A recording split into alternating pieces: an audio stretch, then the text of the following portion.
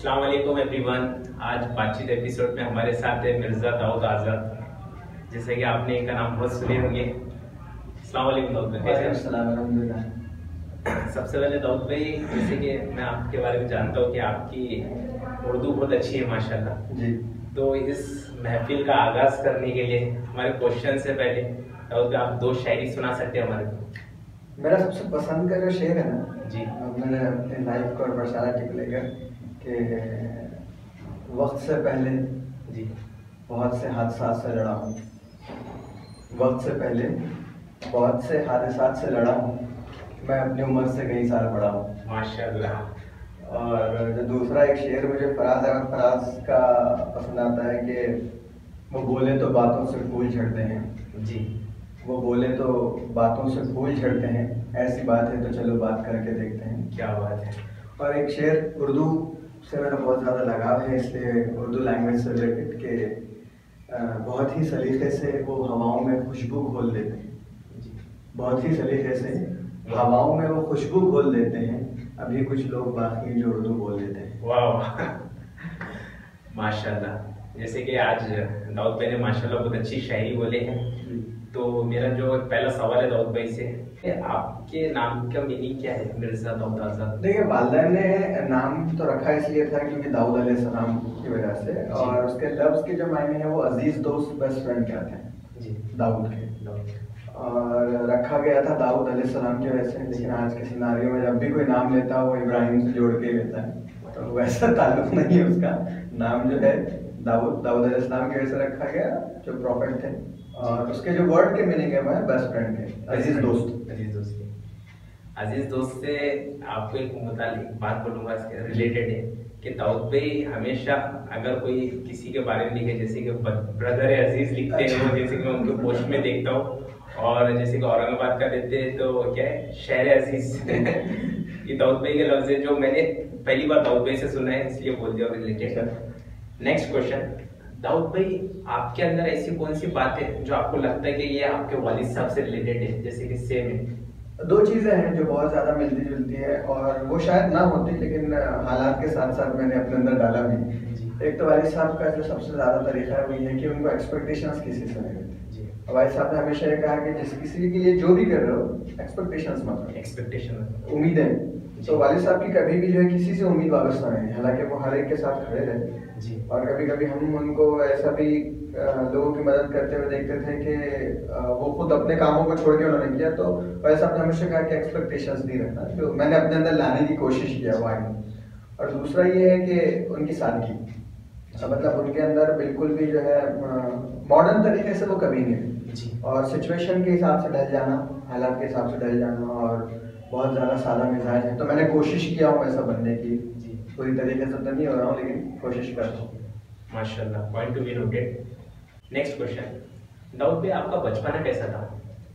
बचपना बड़ा बदनाम रहा, शरारती था मैं बहुत ज़्यादा, और इतना ज़्यादा शरारती रहा कि सबसे ज़्यादा अगर जो परेशान थे तो वो एक अम्मी और दूसरी खाला जान, क्योंकि मेरा बचपना जो है आंटी के यहाँ ही गुजरा, हम उनके यहाँ रहते थे उनके घर पे, तो बहुत ज़्यादा शरारत में गुजरा, और शरारती मिजाज जो पहले से ही है, कभी भी जो है शरारत इतनी थी कि सब परेशान हो जाते थे। अच्छा। और कहीं मतलब कहीं मैं ये नहीं देखता था शरारत में कि मैं कहीं मेहमान हूँ, ये नहीं हूँ, जहाँ भी रहा मेजबान की तरह रहा। नेक्स्ट क्वेश्चन, दाऊद भाई आपके जिंदगी में दोस्तों की क्या अहमियत है? अगर मैं कहूँ तो सर सबसे ज़्यादा इंसान को जायदाद अजीज होती है, तो मेरे दोस्त जायदाद है, प्रॉपर्टी है माशाल्लाह, और उससे बढ़कर और मतलब कोई लफ्ज़ नहीं हो सकता, क्योंकि आपने देखा है कि बेटा बाप का खत्म जायदाद के लिए करता, दो भाइयों में कत्ल जायदाद के लिए होता, और लड़ाई झगड़े जायदाद करवाती हैं। तो मैं ये कहूँगा कि इतनी ज़्यादा अजीज होती है जायदाद कि इंसान रिश्तों का जो है लिहाज नहीं रखता। तो मेरे नज़दीक सबसे मतलब एक ही लफ्ज़ जो मैं कहूँगा, दोस्त जो है जायदाद है, क्योंकि ज़िंदगी भर की कमाई जैसे हम होंगे वैसे दोस्त, और अल्हम्दुलिल्लाह सुम्मा अल्हम्दुलिल्लाह अल्लाह ताला ने बहुत अच्छे दोस्तों से नवाजा माशाल्लाह। कुछ दोस्तों का जिक्र कर सकते हैं आप? दोस्त अहबाब की एक बहुत लंबी फहरिस्त है, लेकिन मखसूस दोस्तों में जो है सबसे मशहूर आसिफ खान साहब एक हैं, बहुत ज़्यादा मतलब दोस्त लफ्ज़ उनके लिए फीका है, अच्छा। और एक दूसरे जो है मुजम्मिल पटेल हैं, हाँ, खुद उनके पेरिस में शामिल। औरंगाबाद में काफ़ी सारे हैं, स्कूल के हैं, मिनहाज हैं, जुनैद है वगैरह। लेकिन उसके अलावा जो दोस्त मिले हैं, जब से दोस्ती के रिश्तों को समझने का मौका मिला, तो हॉस्टल के दोस्त हैं। हॉस्टल के जी, पहले तो बचपन से शरारती था, लेकिन मिजाज और जहन को जो है बहुत ज़्यादा बदलने में जो किरदार अदा किए तो हॉस्टल के दोस्तों ने किए, जिसमें खासतौर पे एक तमिलनाडु के शहर वानंबड़ी के शाहज़द तनवीर हैं जी, लखनऊ के शीरान अलवी हैं, और झारखंड के मोइनुद्दीन आलम हैं। और बड़ा जो बैंगलोर में अक्सर मतलब एक तो किडनी स्टोन की वजह से मैं बीमार रहता था और अपेंडिक्स का मसला उठा था, तो उस सूरत में सबसे ज़्यादा खिदमत करने वाला, मतलब मैं बोल रहा हूँ ना कि अगर छोटा भाई होता तो शायद वो भी नहीं करता, इतनी खिदमत जो है अहमदाबाद से मोइन खान पठान है। तो बहुत सारी ऐसी दोस्तों की लिस्ट है, अगर छूट रहे तो उनके लिए माफ़ी चाहता हूँ, लेकिन अल्हम्दुलिल्लाह बहुत अच्छे दोस्त मेरे, जिनको इसीलिए मैं ब्रदर अजीज लिखता हूँ। अच्छा उसका रीजन ही है। अच्छा, next question, very interesting question. Dawood भाई, आपके लाइफ में फेवरेट क्या है? देखो, सबसे ज्यादा फेवरेट अगर मेरे को कुछ है तो सफर। अच्छा, सफर करना जी, जर्नी बहुत ज्यादा शौक है, और इतने सफर में है कि कुछ दोस्तों को सफर के शौक की वजह से उनको मुझे सफर करना पड़ा, क्योंकि मैं जब भी दिल चाहा तकरीबन भारत घुमा हूँ कश्मीर छोड़कर। तो बहुत सारे दोस्तों के पास क़याम के साथ गया हूँ, और खाने पीने का बहुत शौक है माशाल्लाह, बहुत ज़्यादा। लखनवी खानों का खासतौर पर बहुत ज़्यादा एक्सपर्ट हूँ माशाल्लाह। नेक्स्ट क्वेश्चन, दाऊद भाई, आप किस इंसान से इंस्पायर होकर आपने ये सोचा कि आप एक एजुकेटेड इंसान बनोगे? क्योंकि सबसे पहले तो ये है कि अल्लाह ताला का शुक्र है कि उसने जो है ऐसी फैमिली में रखा कि हम पढ़ें और कुछ कर सकें। वालिदैन ने पढ़ाया, मैं अकेला हूँ, बहन भाई नहीं है, उसके बावजूद जो है वालिदैन ने मुझे बैंगलोर भी भेजा पढ़ने के लिए, और किसी भी चीज़ की कमी का एहसास नहीं होने दिया कि ये नहीं हो सकता है तो उनको पढ़ाई छोड़कर अब काम करना पड़ेगा। इसमें सबसे पहले अल्लाह का शुक्र है। ये सब जो सोशल एक्टिविटी में आया, मैं सबसे ज़्यादा किसी से मुतासिर हुआ हूँ तो उसमें जमात इस्लामी के जो फाउंडर हैं मौलाना सैयद अबुल अला मौलवी, उनके लिटरेचर से बहुत ज़्यादा मुतासिर हुआ, क्योंकि मैं बहुत ही कम उम्र से जो है जमात इस्लामी से की जो स्टूडेंट विंग है SIU जी, उसमें काम करता आया हूँ। लगभग मैं 2006 जब मैं 6th क्लास में था जी, तब मैं स्टेशन से बाय बस शाहगंज तक आता था, 6th क्लास में था, और फिर शाहगंज से पैदल जो है कटकटी गेट पे जमात इस्लामी के ऑफिस पे। तो ये मेरा हर संडे का शेड्यूल था, और जो मॉर्निंग में आना तो फिर दोपहर में जाना। तो वहाँ से मुझे बहुत कुछ सीखने मिला कि सोशल एक्टिविटी की अहमियत क्या है और हमारा फ़र्ज़ क्या है जी। पहली बात मौलाना मौदूदी, दूसरे जो है सर सैयद रहमतुल्लाह अलैह, जिनके एहसान की वजह से आज हम एजुकेशन हासिल कर रहे हैं। अगर सर सैयद कोशिशें नहीं करते तो शायद हमारी यूनिवर्सिटीज़ भी नहीं होती, और हम भी जो है आदिवासियों की तरह ज़िंदगी गुजारते, क्योंकि हम एक ऐसे टर्न पे हैं एजुकेशन की तरफ सर सैयद की वजह से जी। एक जो एजुकेशन रिवोल्यूशन अगर आया है तो सर सैयद, तो मेरे जो बहुत ज़्यादा मुतासिर हुआ उसमें एक मौलाना मौदूदी हैं और दूसरे सर सैयद रहमतुल्लाह जी, माशाल्लाह। नेक्स्ट क्वेश्चन, दाऊद भाई, आपकी एजुकेशनल जर्नी कैसी थी? एजुकेशन जर्नी स्कूल की मेरे उर्दू मीडियम से हुआ, और स्कूल मतलब क्योंकि मेरा जो बैकग्राउंड था वालिदैन का वो बहुत ज़्यादा फाइनेंशियल पावरफुल नहीं था, तो एक ऐसे स्कूल से एजुकेशन हुआ जहाँ पर 30 रुपये में हमारा साल भर का खर्च हो जाता था। 15 रुपये फर्स्ट सेमेस्टर की फीस थी और सेकेंड सेमेस्टर की 15 रुपये थी। तो बहुत मतलब क्या कहेंगे, बहुत बड़ा इंफ्रास्ट्रक्चर या क्या बोलेंगे प्रोजेक्टर पे क्लासेस, ये वो सब नहीं मैसर था। चटाई पर बैठ के 5th 6th क्लास तक चटाई पर बैठे, तो स्कूल का एजुकेशन। लेकिन आज अल्हम्दुलिल्लाह ये बात का फख्र है कि मुझे वालिदैन ने किसी बड़े स्कूल में नहीं पढ़ाया, मुझे इंग्लिश मीडियम से नहीं पढ़ाया, इस बात की मुझे फख्र है। उन्होंने उर्दू मीडियम से पढ़ाया, क्योंकि उर्दू मीडियम से पढ़ने की वजह से मैं लिटरेचर और कल्चर से जितना नज़दीक हुआ, शायद इंग्लिश मीडियम में होता तो नहीं होता। क्योंकि मुझे सर सैयद को पढ़ने का मौका मिला, मोहम्मद सल्लम को पढ़ने का मौका मिला, और मौलाना आज़ाद को पढ़ने का मौका मिला। तो ये स्कूल एजुकेशन पे मैं कह रहा हूँ कि अपने भी बच्चे हैं या होंगे, और जो लोग भी ये वीडियो देखेंगे उनसे भी मेरी गुजारिश रहेगी कि बेसिक एजुकेशन उर्दू मीडियम में करें। इसका रीज़न ये है कि बच्चे लिटरेचर के करीब होते हैं। हम फ्यूचर में सोचते हैं कि उर्दू मीडियम की वजह से शायद आगे की पढ़ाई में प्रॉब्लम होगा, लेकिन मुझे नहीं लगता कि आगे की पढ़ाई में प्रॉब्लम हो सकता। मेरा अपना पर्सनल एक्सपीरियंस बता रहा हूँ कि मैंने जो बैच में था बायजूस क्लासेस के 79 नॉन मुस्लिम थे मेरे साथ में और मैं अकेला मुसलमान था। 79 कॉन्वेंट के थे और मैं अकेला उर्दू मीडियम का था, और एक ऐसे स्कूल का था जहाँ पर पढ़ाया है, तो स्कूल एजुकेशन बहुत अच्छा था। 10 तक मोइनुल जो रेलवे स्टेशन पर है, 1952 का 1962 का इदारा है, 62 में बना था जी। उसके बाद 11-12 मैंने सरोज कैंपस से किया जी। आज़ाद कॉलेज नहीं गया क्योंकि मुझे मशवरा मिला था, मैं इकलौता एक लड़का हूँ तो पढ़ना चाहिए मैंने, तो मैं आज़ाद कॉलेज नहीं गया, सरोज में गया जी। ऐसा नहीं है आज़ाद में नहीं पढ़ाया जाता, लेकिन अच्छी एजुकेशन के लिए मैं फिर सरोज चला गया। और नेक्स्ट क्वेश्चन, जैसे कि दाऊद भाई आपने बताया भी कि आप बेंगलोर में स्टडीज किया आपने, तो एक शॉर्ट फॉर्म में बताएंगे कि बेंगलोर की स्टडीज में और हमारे इधर की स्टडीज में क्या फर्क रहता है? सर ज़मीन आसमान का फर्क जी। ज़मीन आसमान का फर्क ये है कि मैं इतना कहूँगा कि हमारे शहर में बच्चे कुछ ना होकर भी बहुत कुछ समझते हैं अपने आप, और ये कि जो सिलेबस है जी बैंगलोर यूनिवर्सिटी का और हमारी बॉम्बे यूनिवर्सिटी का, तो वो सिलेबस में भी ज़मीन आसमान का फर्क है, और पढ़ाने वालों में और पढ़ने वालों में भी बहुत बड़ा फर्क है। वो ये है कि वहाँ जो लोग पढ़ाने वाले हैं जी, मतलब मेरे कैंपस के अंदर इंग्लिश कंपलसरी है। माशाल्लाह, आप अगर इंग्लिश में बात नहीं करते हैं तो आपको फाइन बैठेगी, और वहाँ 70% 75% अगर आपकी अटेंडेंस नहीं होती है तो आप चाहे एमएलए के हो बेटे हो या एमपी के बेटे हो, XYZ हो, आपको हॉल टिकट नहीं मिलेगा तो नहीं मिलेगा, आपको अटेंडेंस कंपल्सरी। आप ये भूल जाइए कि आप लेक्चर बंक करेंगे, आप ये भूल जाइए कि आप कॉलेज नहीं जाएंगे। आप जिस कैंपस से पढ़ा उसका मैनेजमेंट भी बहुत अच्छा था, पढ़ाने वाले भी बहुत अच्छे थे जी। और यहाँ तक कि बायजूस में जहाँ मैंने पढ़ा तो वो टाइमिंग भी उनकी जो है सुबह से दोपहर तक क्लासेस हुआ करती थी सिविल सर्विसेज की, तो एंगेज रखते हैं मुसलसल जी। वहाँ पर आपको टीचर्स के रिलेशन, अभी मेरे अल्हम्दुलिल्लाह टीचर्स से इतने ज़्यादा क्लोज रिलेशन थे। मेरे उर्दू की जो एचओडी हैं उन्होंने मुझे वहाँ पर वो 3 साल पूरा बेटे की तरह ट्रीट किया। तो ये ऐसे टीचर्स बहुत कम मिलते हैं जो पूरा वालिदैन का फर्ज अदा करें। तो जब भी उनके यहाँ बिरयानी पकती तो बुला लेते हैं, मतलब मैंने भी ऐसी फरमाइश की थी कि जब भी गोश्त पकेगा, क्योंकि हॉस्टल में दाल चावल और इडली बड़ा सामने ही था, तो बेजार आ चुके थे वहाँ से। और जब भी आँख खुलती तो सामने एक मोटा सा बावर्ची जो कैंटीन में खड़ा हुआ है, उसके हाथ का खा खा के बेजार आ गए थे। तो टीचर से ऐसे रिलेशन मेंटेन कर दिए थे वहाँ पर के जब भी बिरयानी पकेंगे तो बुला लीजिए, जब भी गोश्त और सालन होगा तो बुला लीजिए। तो टीचर्स ने वैसा रिलेशन भी रखा।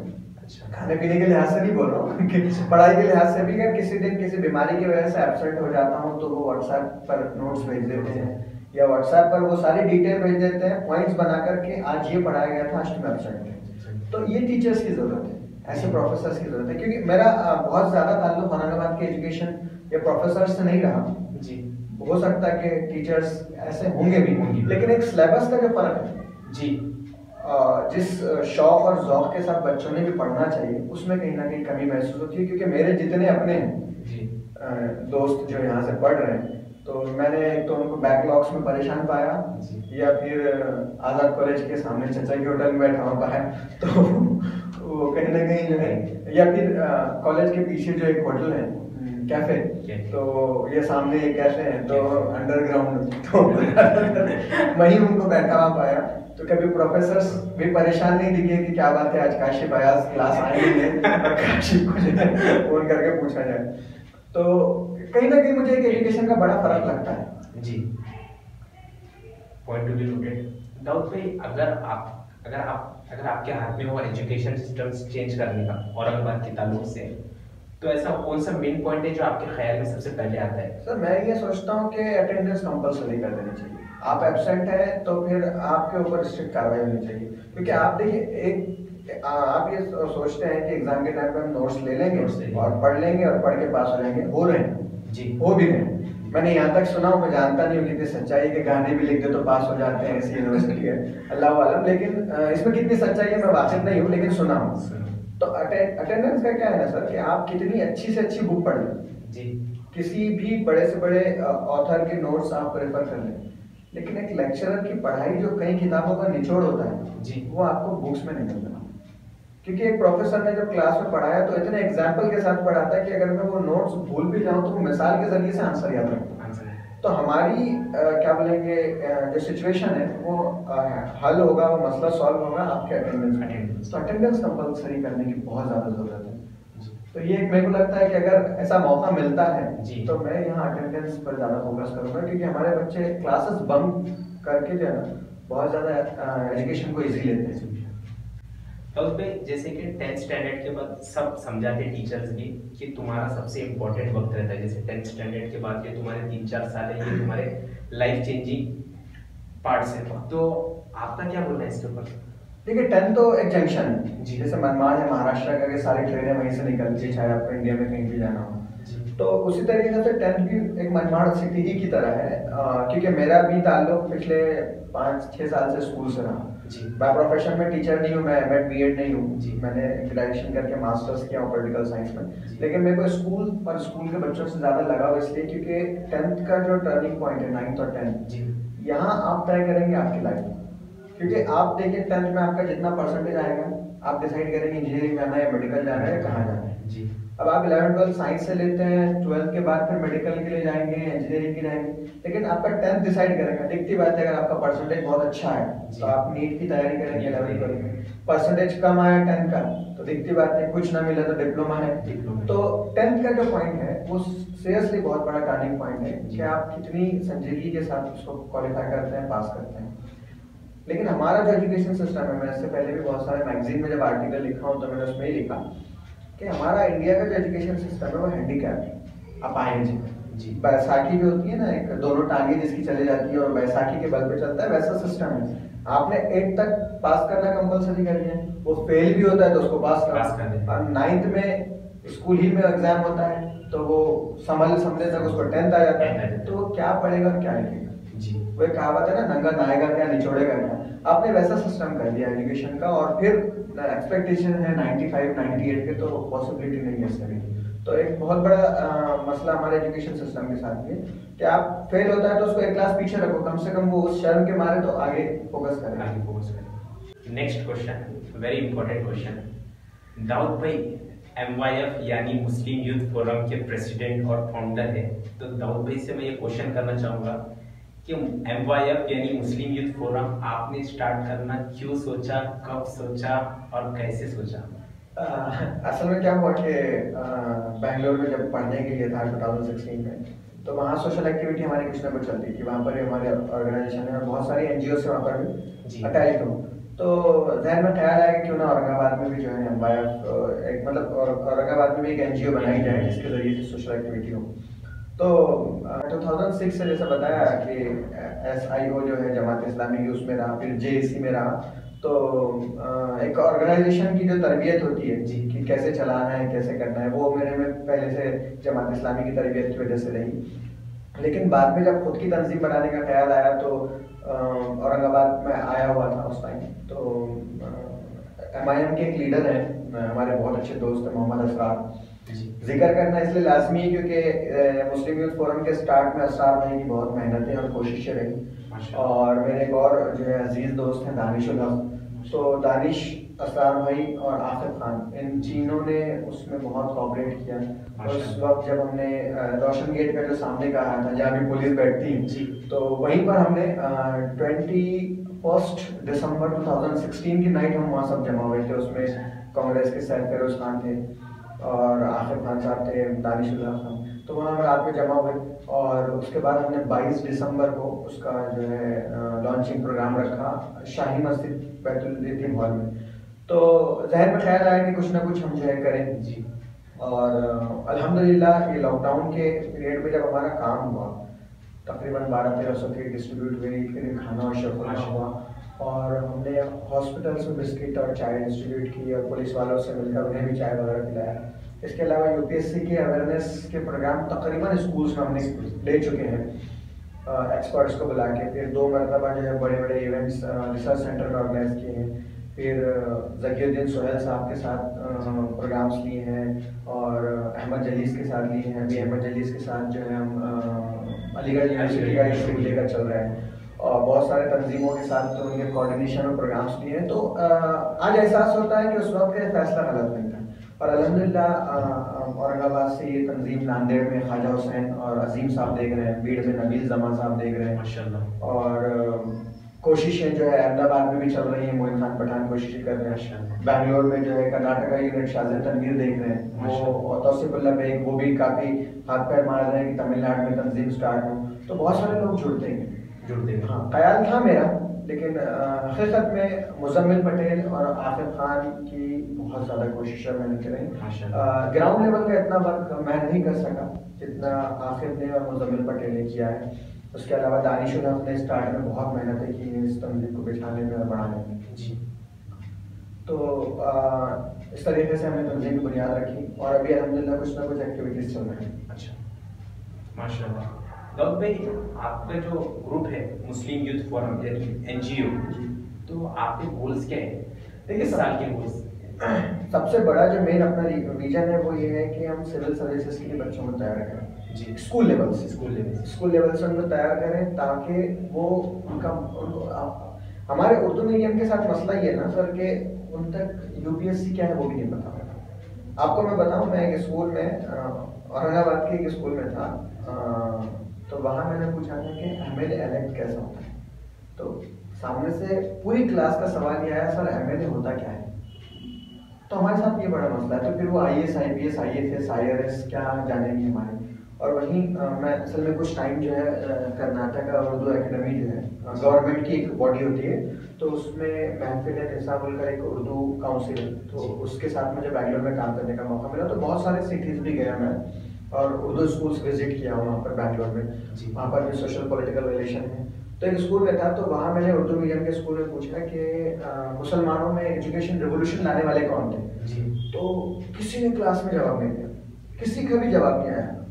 तो बहुत डरते डरते एक लड़की ने हाथ उठा कर ये बोला कि सर वो सफ़ेद दाढ़ी वाले हैं। अच्छा, तो मतलब कि हमारे पास सर सैयद का भी इंट्रो नहीं है, ये करंट सिचुएशन हो चुकी है। तो हमारा टारगेट स्कूल के स्टूडेंट्स हैं जी, बहुत बड़े ब्लड डोनेशन कैंप रखना, मेडिकल कैंप रखना और अलाव होना, ये वो नहीं। ये जो जनरेशन है जो स्कूल की है वो हमारा टारगेट है। हमारा पूरा साल भर का जो कैलेंडर बनता है उसमें हम यही सोचते हैं कि स्पीच कंपटीशन रखें, क्विज कंपटीशन रखें और उनको जो अलग अलग तरीके से कैसा अपनी हिस्ट्री से वाकिफ करवा सकते हैं और कैसा फ्यूचर के लिए तैयार कर सकते हैं, क्योंकि हम हमारी हिस्ट्री अगर याद रखेंगे तो फ्यूचर में ब्राइट कर पाएंगे, नहीं तो बहुत मुश्किल है। माशाल्लाह, बहुत अच्छी सोच है माशाल्लाह दाऊद भाई आपकी। क्वेश्चन, दाऊद भाई आपके अगले 5 साल का टारगेट क्या है? क्या अगले 5 साल बाद आप कहाँ रहना चाहते हो? देखिए, औरंगाबाद जो है ये एक ऐसा शहर है, तकरीबन भारत घूमने के बाद ये महसूस हुआ कि औरंगाबाद जैसा शहर है और ऐसा शहर कहीं हो भी नहीं सकता। तो अगले 5 साल क्या, अगली पूरी ज़िंदगी भी यही गुजारनी है। और अल्लाह से दुआ है कि जब जाएँ तो इसी मिट्टी में जाएँ, क्योंकि इस मिट्टी में जो मिलनसारी है, इस मिट्टी में जो मोहब्बत है, अखुवत है, भाईचारगी है, वो शायद ही किसी शहर में मिलेगी। जो उर्दू है, जो तहजीब है और जितने लोग हुए यहाँ पे, खासकर इस शहर से मोहब्बत की एक सबसे बड़ी वजह जो मेरी है वो औरंगजेब है। माशाल्लाह, इस शहर से तरक्की याफ्ता मतलब 2 मतलब एक मरतबा जो है इत्तेफाक से बैंकॉक जाने का भी मौका मिला इंटरनेशनल कॉन्फ्रेंस में, और एक बार बाली जाने का भी मौका मिला। तो वाया मलेशिया गए थे तो बल्लामपुर भी देखने का मौका मिला, और लखनऊ भी गया हूँ, अहमदाबाद भी गया हूँ, बैंगलोर, चेन्नई, केरल की कुछ सिटीज़ गया हूँ, उड़ीसा, बंगाल, कोलकाता तक भी सफ़र हुआ। भले ही वहाँ की सड़कें कितनी अच्छी हों, वहाँ बड़ी बड़ी यूनिवर्सिटीज़ हों, तारीखी इमारतें हों, दिल्ली हो या लखनऊ हो, लेकिन इस जैसा शहर और इस शहर पर रहकर औरंगजेब ने पूरे हिंदुस्तान पर, बरसगीर पर, मतलब एक बड़े बर-ए-आज़म पर राज किया इस शहर से। तो इस शहर से मोहब्बत की सबसे बड़ी 2 वजूहात में से एक है कि औरंगजेब और दूसरे मौलाना मौदूदी जो जमात इस्लामी के फाउंडर हैं, उनकी पैदाइश भी यहीं से हुई और इंटरनेशनल फेमस स्कॉलर है, बहुत बड़ी शख्सियत है। तो ये शहर से 2 ही वजह से बहुत ज़्यादा मोहब्बत है, एक औरंगजेब और एक मौलाना मौदूदी, और शहर के जैसा शहर शायद ही पूरे हिंदुस्तान में। नेक्स्ट क्वेश्चन, दाऊद भाई जब आप स्ट्रेस में होते हो तो आप आपके स्ट्रेस को कैसा मैनेज करते हो? सर मैं पहले तो मशहूर टेंशन देने वालों के लिए मैं टेंशन लेता ही, मैं शुरू से मशहूर कि मैं हॉस्टल में भी रहा था, सब में से परेशान थे कि मैं बहुत टेंशन देता हूँ, परेशान करता हूँ, तो मैं कभी स्ट्रेस में नहीं रहता। कोई इन्फॉर्मेशन या इंटीमेशन के साथ नहीं है, आपको बस फिर निकलना है तो निकलना है। तो हर लम्हे को बहुत खुशी के साथ गुजारना है, हर लम्हे को, हर मोमेंट को एंजॉय करना है, हर रिश्ते, हर ताल्लुक को एंजॉय करना है।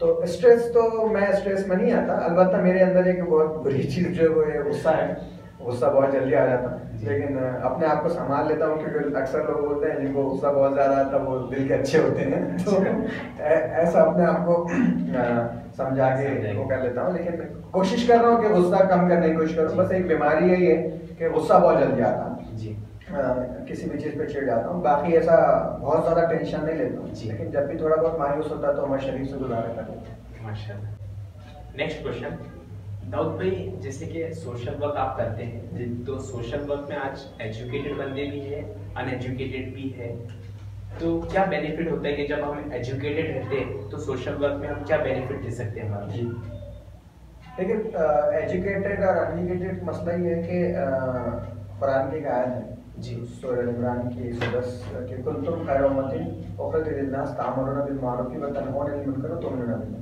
कि तुम खैर वाली उम्मत हो, लोगों को भलाई की दावत देती हो और बदी से रोकती हो। तो भलाई की दावत यही नहीं है कि आप 4 महीने 40 दिन निकल जाएं या मस्जिद के मेंबर या मस्जिद के अंदर ही रहें। जी, भलाई हर वो चीज़ जो अल्लाह को राज़ी करने की तरफ ले जाती हो। तो इस्लामिक पॉइंट ऑफ व्यू से सोशल एक्टिविटी के कोई जो है डिग्री से का ताल्लुक नहीं है कि आप बहुत ज़्यादा PhD और स्कॉलर हो तो आप सोशल एक्टिविटी करें और कम है तो उनका। हाँ, इतना हो सकता है, जैसे आपका सवाल सही है कि पढ़े लिखे की क्या हो सकती है सोशल एक्टिविटी में, तो यही है कि जो एजुकेटेड है जी वो फोकस करेंगे एजुकेशन पे, वो फोकस करेंगे जनरेशन के फ्यूचर पे। तो मैं यही कि जितने भी एजुकेटेड सोशल एक्टिविस्ट हैं वो टारगेट करें कि हमारी कम्युनिटी की जनरेशन जो है ज़्यादा से ज़्यादा focus education. Educated social activist education पे फोकस करता, और मेरा मशवरा भी ये रहेगा कि एजुकेटेड लोग, तालीम याफ्ता लोग ज़्यादा कोशिश करें कि बच्चों को आला से आला तालीम की तरफ ले जाएं। अब हमको थोड़ा सा टारगेट है इंजीनियरिंग से हट के, मेरा मिजाज ये कहता है कि सोशल एक्टिविस्ट जितने हैं तालीम याफ्ता, उन्होंने ना नासा और इसरो की तरफ भी करना चाहिए। हम ये कर रहे हैं ना भाई, आप क्या करें, वकील बन जाए। एक ट्रेंड चलता है हमारे पास। एक जमाना था कि इंजीनियरिंग का इतना क्रेज के कहाँ तो CSMS, कहाँ देवगिरी, कहाँ तो MGM, और कहाँ तो PS। तो इंजीनियरिंग बस एक साथ जो लाइन लग जाती है। तो जो हमको सबसे ज़्यादा फोकस करने की है ना, एक तो एडमिनिस्ट्रेशन की तरफ और दूसरा ही टेक्नोलॉजीज की तरफ। आप देखिए ना, कितने आप बताएंगे APJ कलाम के बाद आपने मुसलमान कौन सा बड़ा साइंसदान हिंदुस्तान से बताया? नहीं बना सके। तो जो तालीमी याफ्ता सोशल एक्टिविस्ट हैं हमारे मुल्क के भी और शहर के भी, उन्होंने बच्चों को मोटिवेट करके इस तरफ भी ले जाने की कोशिश करना चाहिए जी। और सवाल का एक हिस्सा आपका ये है कि तालीमी याफ्ता सोशल एक्टिविस्ट में कैसे काम करना चाहिए, तो वो यही है कि मिसाल के तौर पे मैं अगर सिविल सर्विसेज के बारे में जानता हूँ UPSC के, तो मैंने कुछ बच्चों को पढ़ाना चाहिए। आप इंजीनियर हैं, आपकी मैथ्स बहुत अच्छी है, तो आप फ्री ऑफ कॉस्ट कुछ गरीब बच्चों को 1 घंटा दीजिए सर। आप MBBS के स्टूडेंट हैं, आप साइंस पढ़ा लीजिए, 1 घंटा दीजिए। तो ऐसे मेडिकल के स्टूडेंट्स, ऐसे इंजीनियरिंग के स्टूडेंट्स 2-4 जो अच्छे से पढ़ा सकते हैं, जो खुद बहुत अच्छे से पढ़े, उन्होंने एक जगह आना चाहिए। और ऐसे स्कूल्स और ऐसे मोहल्ले की कॉर्पोरेशन के और जिला परिषद के बच्चों को लाकर एक जगह पढ़ाने का काम करना चाहिए। सिर्फ 1 घंटा दीजिए आप, 24 घंटे में से 1 घंटा आपके लिए बहुत बड़ी बात है। क्योंकि हमारे बच्चे स्कूल से जब पढ़ के निकलते हैं तो उनको सुपरवाइजर या सुपरवाइज स्टडी की बहुत ज़्यादा ज़रूरत होती है। तो पढ़े लिखे सोशल एक्टिविस्ट में यही दरख्वास्त है कि वो इस तरह पे फोकस करें और अपनी एजुकेशन की डिग्रियों का इधर भी कुछ इस्तेमाल करें। दाऊद भाई, जैसे कि अभी लॉकडाउन स्टार्ट था, तो लॉकडाउन की वजह से हमारे बहुत से क्वालिफाइड बंदे जो इंजीनियरिंग करे हुए, MBBS करे हुए, जर्नलिस्ट, वकील, जो भी बोलेंगे आप, तो हर एजुकेशन का जो बंदा है वो घर में बैठे हुए हैं। तो आपकी उनके लिए क्या राय है कि वो घर में बैठे क्या कर सकते हैं, क्या अपना कॉन्ट्रीब्यूशन दे सकते हैं? असल में क्या है सर कि जितने चचेदार भाई हैं वो सब एक जगह आके छत पे जो है अपना चिकन मंगवा के बना लें, तो ये हमारे लिए इम्पोर्टेंट है। सब एक जगह जमा हो जाए और बिरयानी ऑर्डर करें या पिज़्ज़ा ऑर्डर करें, उसको खाएं, ये हमारे लिए इम्पोर्टेंट है। और आजकल PUBG ने जो है लॉकडाउन महसूस नहीं होने दिया, टिकटॉकियों को टिकटॉक में महसूस नहीं होने दिया। तो अच्छे पढ़े लिखे भी लोग हैं इसमें, टिकटॉक यूज करने वालों में, पबजी में, लूडो में, विद फैमिली जो है कॉन्फ्रेंस कॉल पे सब ज्वाइन हो जाते हैं, लूडो खेलते हैं और लोग कुछ। मेरे एक दोस्त है परभनी के, फैजान जी, इंजीनियर सैयद फैजान। उस बंदे की एक अकेले की कोशिश ये रही काशिफ कि उसने ऑनलाइन क्विज रखा, ऑनलाइन क्विज हिस्ट्री और इस्लाम पे, और रमज़ान में इस्लाम पे और कुरान पे। सर डेली के मॉर्निंग में आपको व्हाट्सएप पे मैसेज आते थे, लिंक पे क्लिक करिए, एक सवाल 4 ऑप्शन, पूरा 30 दिन वो चला। जी मैंने भी किया, फैजान का परभनी का जी। तो वो हमारे दोस्त हैं, तो वो मुझे फंडा बड़ा पसंद आया। और मेरी अब्दुल वहाब जो है जर्नलिस्ट हैं औरंगाबाद के, तो उनसे भी मेरा इस ताल्लुक से तस्करा चला कि हम कुछ करेंगे। कोशिशें भी हुई लेकिन उसमें हम सक्सेस नहीं हो पाए। हमारी भी गलती और कोताही रही कि हमने भी लॉकडाउन, जितने सोशल एक्टिविस्ट थे तो वो सब किट्स की डिस्ट्रीब्यूशन में और खाने वगैरह में मसरूफ रहे। हमारी एक बहुत बड़ी गलती रही कि हमने लॉकडाउन में बच्चों को आज़ाद छोड़ दिया।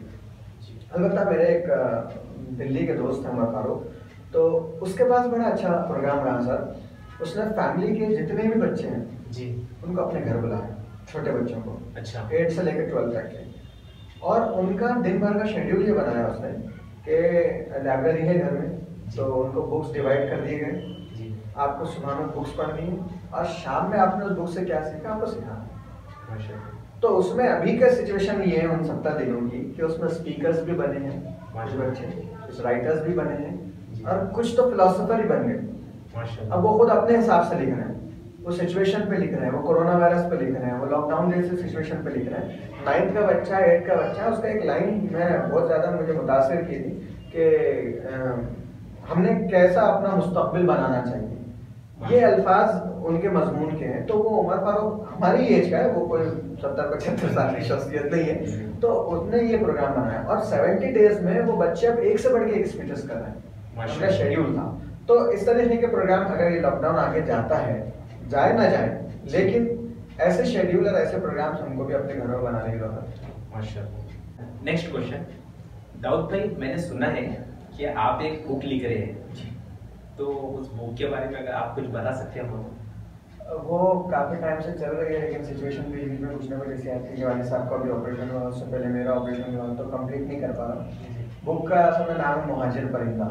मुहाजिर परिंदा, एक जगह से दूसरी जगह हिजरत करने वाला जी। तो मेरा जो बैंगलोर का सफ़र रहा और फिर उसमें वो हॉस्टल की लाइफ और वहाँ की शरारतें, जिसका ज़्यादा तस्करा है, जितनी भी हमारी जो शैतानी हरकतें रही, तो उसका सबका सब अहबाब का तस्करा है। तो मुहाजिर परिंदा की बुक की तैयारी चल रही है, तकरीबन होते आई हैं जी। तो उसमें कुछ अच्छे लोगों के पोल भी खोलने का काम हुआ है जी, और कुछ जो है अच्छे काम जो हुए थे कॉलेज कैंपस के, तो वो भी हुए, उसके अंदर शामिल है जी। और कुछ जो है क्या बोलते हैं, नोक झोंक वाले किस्से हैं, नाराजियाँ हैं। तो अक्सर मेरा जो रूम था वो एक ऑडिटोरियम हॉल था जी। मतलब हम मुशायरे हुआ करते थे रात में जी। चाय बनती थी जी। और हॉस्टल के 2-3 शायर थे जी। बस ऐसे ही शायर थे, लेकिन उनको चढ़ा के अच्छे बड़े शायर बना दिए थे। तो उनको बुलाकर एक हाथ में काली चाय जिसको जाम का तस्वुर करके जो है तो महफिल चल रही थी। और पड़ोस में ही हॉस्टल की दीवार पर लग के एक वासु बोल के साहब का घर था जी। तो हमारी रात के खैर खाओं की और चीख पुकार की आवाज़ों से वो डिस्टर्ब होते थे जी। तो उधर से उनके जवाब, उधर से उनकी गालियाँ आती थी और इधर से फिर उसके जवाब जो जाते थे।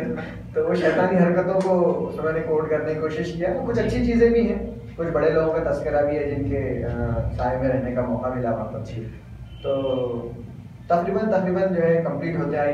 इंशाल्लाह उसको बेंगलोर में ही लॉन्च करने का प्लान है मेरा, जो स्कूल कॉलेज के फाउंडर हैं मुमताज़ अहमद साहब जी। तो दुआ है कि जल्द से जल्द कंप्लीट हो जाए वो, क्योंकि हो नहीं पाए जी। माशाल्लाह।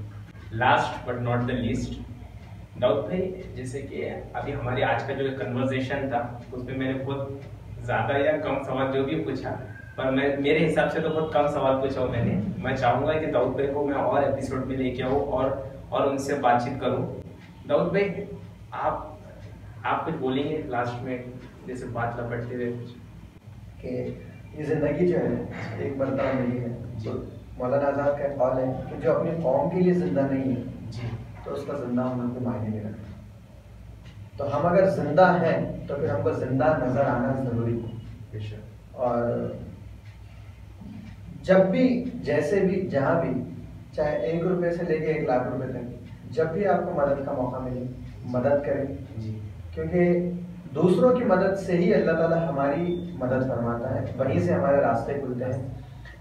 आपका ये इंटरव्यू लेने का तरीका कुछ नए चेहरों को समाज में ला रहा है जी, आपके अंदर की सलाहियतों को डेवलप कर रहा है। तो जैसे जहाँ सोसाइटी की खिदमत कर सकते हैं करिए, यही एक मैसेज है, यही एक पैगाम है।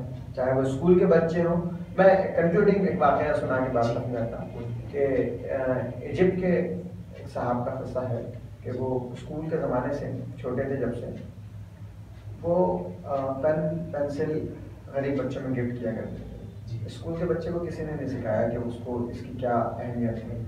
हमको नहीं मालूम कौन कैसे ज़िंदगी की जंग लड़ रहा है, सामने से अगर हंस के बोलने वाला अंदर से कितना परेशान है हमको नहीं मालूम। तो अपने क्लास में बैठा हुआ बाजू का बंदा भी कभी पेन नहीं लाता है, तो उसकी भी हमको फिक्र होनी चाहिए। तो बाहर के हालात तो बहुत दूर के हैं, तो स्कूल कभी किसी को पेन गिफ्ट कर दी, कभी किसी को कॉपी गिफ्ट कर दी, कभी किसी को जो है देखा कि गरीब है, शूज़ फटे हैं, तो कभी हम अपनी पॉकेट मनी से निकाल के, ये छोटी छोटी चीज़ें हैं, लेकिन किसी के चेहरे पे आने वाली मुस्कुराहट आपकी ज़िंदगी बदल सकती है। तो एक शेर है, शेर से शुरू होता, तो शेर पे खत्म करता हूँ कि एहसास अमल की चिंगारी जिस दिल में फरोजा होती, यानी उभरती है, जिस दिल में फरोजा होती है, उस लब का तबस्सुम हीरा है, उस आँख का आंसू मोती है। माशाल्लाह, जज़ाकल्लाह दाऊद भाई, आप आए, बहुत बड़ी बात। प्लीज़ अगर आपको वीडियो पसंद आई, इसको ज़्यादा से ज़्यादा शेयर कीजिए, और आई होप कि हम और मिलेंगे और वीडियो बनेंगे इंशाल्लाह। अल्लाह हाफ़िज़।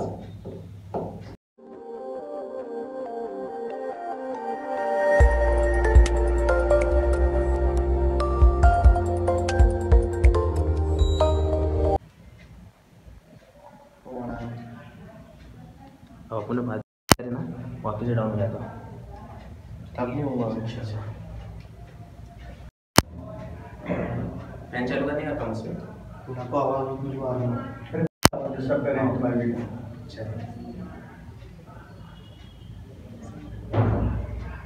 ठीक ठीक। बॉस।